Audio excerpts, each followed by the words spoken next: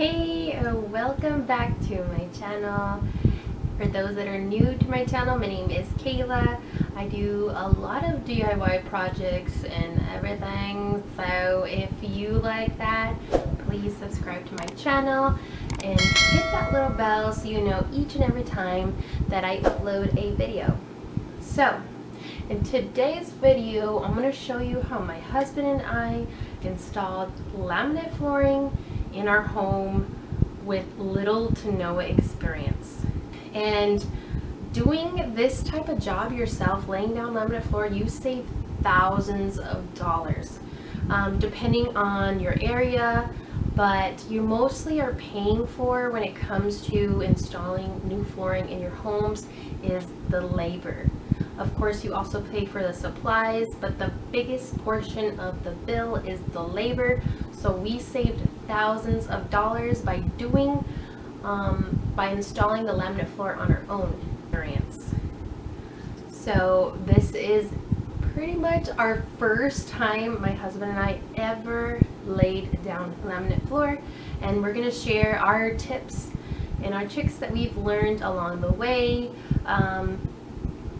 So you could go ahead and lay down laminate floor in your home as well. So without further ado, let's go ahead and jump into the video. So this is the laminate flooring that we chose for our home. This brand is, what's cool about this brand is that it has a spill repel, which is great for young children if they make any spills.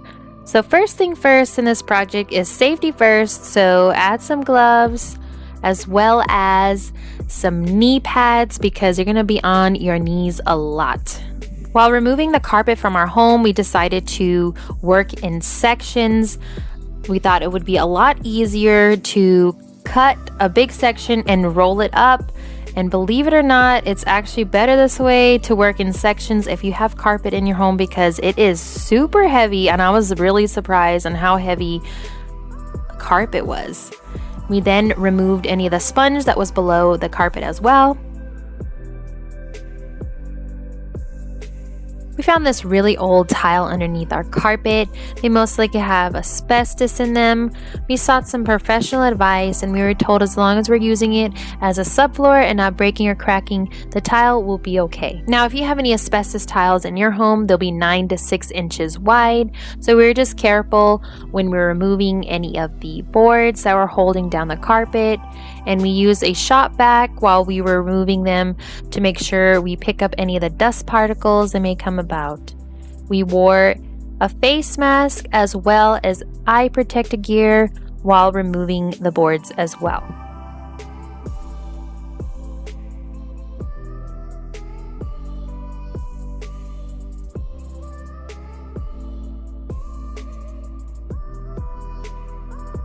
Now, there were some leftover nails after we removed the boards. So in order for us to get these nails up without breaking or cracking any of the tile, we used a drum roll tool or multi-tool to shave off all of those nails that were left behind. We used our shop vac to pick up all of those nail heads that we shaved off. We picked up all the wooden planks and trash, and we used a box that we had laying around the house as a trash can so we didn't have to keep running back and forth to the dump.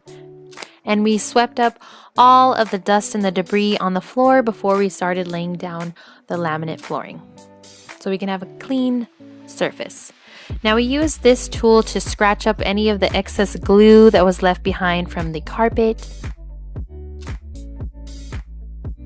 We noticed one of our baseboards had this huge gap underneath it, and we decided to remove this baseboard for easier installation purposes.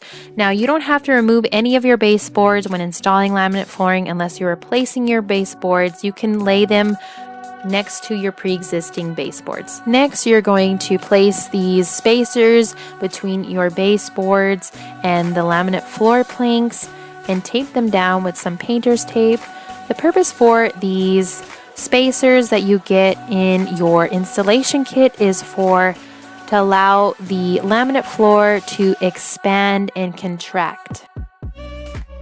You can also use scrap pieces of laminate floor planks, as you can see here, as a spacer as well. All of the laminate planks that are going to lay next to these spacers, you are going to cut off the lip of the laminate plank first before installing. In this clip, I'm showing you the pattern of our laminate floor planks and how they're laid out. Now, when it comes to installing a laminate flooring, you must lay them in a random pattern. It doesn't matter what kind of pattern you have, as long as it is random. Do not go from small to big or big to small, because that is going to create a stair effect, and manufacturer rules do not recommend that. I lined up the plank first, and then I hammered in the plank to the board behind it. After I did that, then you hammer in the plank to the planks next to it. Sometimes I had to use my foot if the board was popped up to keep it down to the ground. So our dining room merged into the hallway of our house, so we had to continue each row till we hit the wall at the end of our hallway. So we had to make some special cuts when we were laying down some of our laminate floor. So here we are just marking down exactly where we're going to cut. We made sure that we kept enough space between the laminate planks and our baseboards.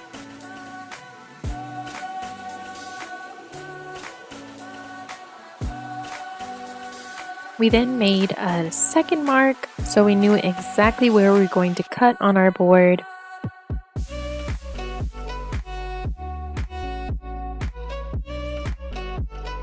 We use another laminate plank to connect each of our marks.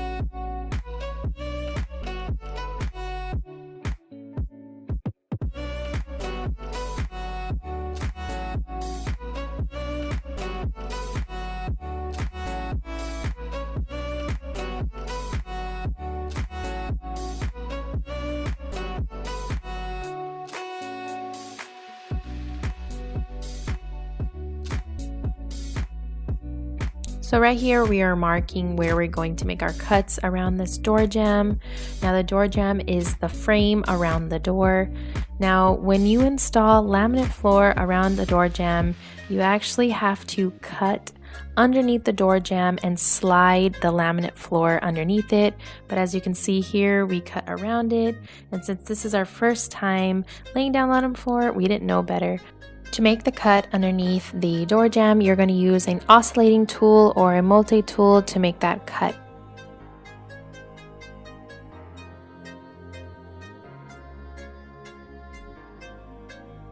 To make sure we're still going in a straight line, we measured the depth between the tile beneath the laminate floor and the plank that is in front of us.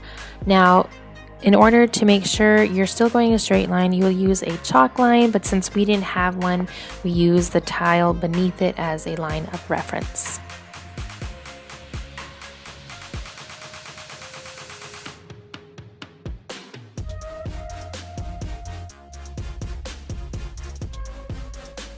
Our little princess even wanted to jump in and help us install the new flooring in our home. Look at her go. She is so funny and so adorable. She's telling us exactly where we need to place this plank. It's already looking so nice and we're not even done yet. Now, the first 3 rows when laying down laminate floor are always the hardest because they tend to shift back and forth. But once you have the first 3 rows down, it's like you have a nice little foundation to lay down each plank after that. And it's so much fun to nail in these planks to one another. I enjoyed this project a lot.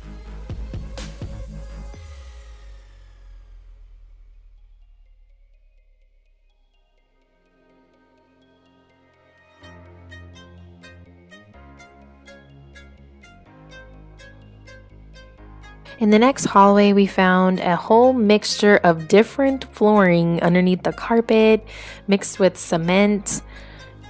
Now, we found that the vinyl plank was a little bit higher than the floor below, but as long as it's less than 3/16 of an inch, then you're okay. You should not have any issues, as you can see here.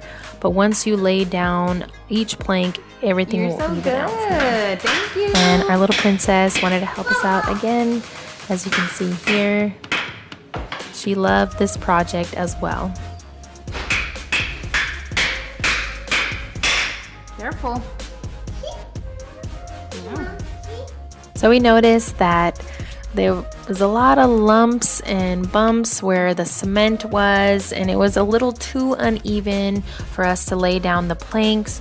So to smooth everything out, we added a thin layer of cement on there. So if you have any cement subflooring and it's uneven, then this is an easy fix to fix all those uneven floors.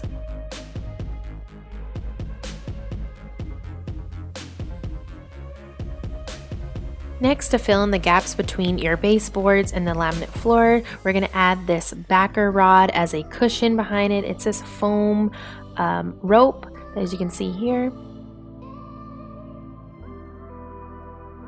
So as you can see here, I am just filling in the gap between the baseboard and the laminate floor planks. Now I know it looks a little crazy with the gaps. Don't worry, just trust the process because these gaps are going to be covered up in the end. Now in this clip, we're just demonstrating exactly how we continued our pattern through the hallway, since this one laid horizontal from our dining room.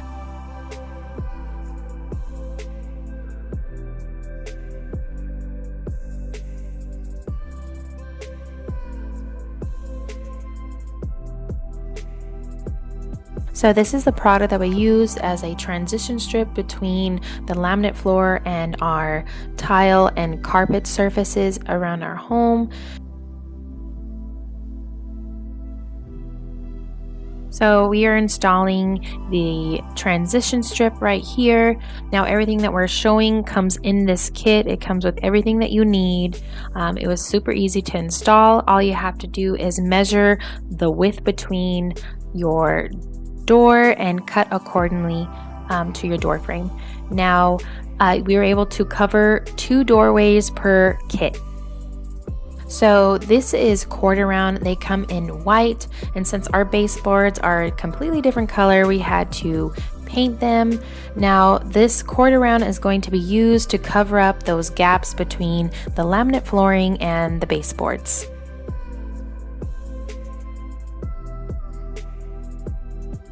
Now it's time to say bye-bye to those ugly gaps. Now we installed these quarter rounds by nailing in the quarter round to the pre-existing baseboards by hand. I love how the floor turned out. It looks like a brand new home, and I am so happy we got rid of those nasty carpets.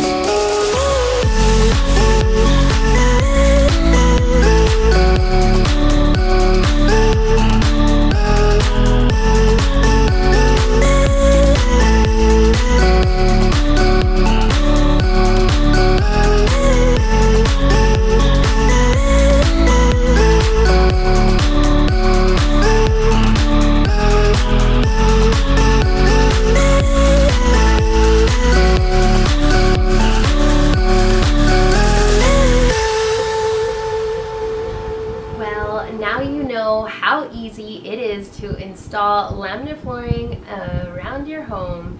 Now, if you have any questions that we did not answer in this video, please comment below and I'll go and answer any questions that you may have. And if this video was informative or if you like it, please give this video a big thumbs up. And if you haven't already, please subscribe to my channel and hit that little bell so you know each and every time I upload a video.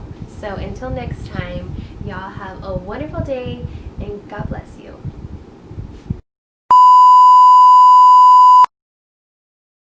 My name is Kayla, if for those that don't know me.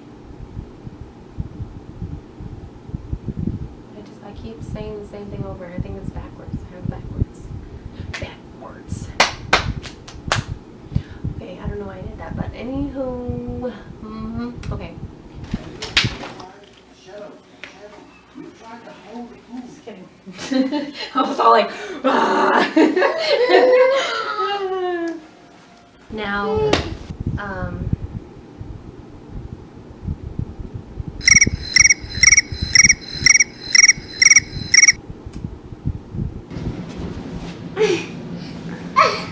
That one you can just paint it. Okay. Thank you. Can you hear me? Yeah.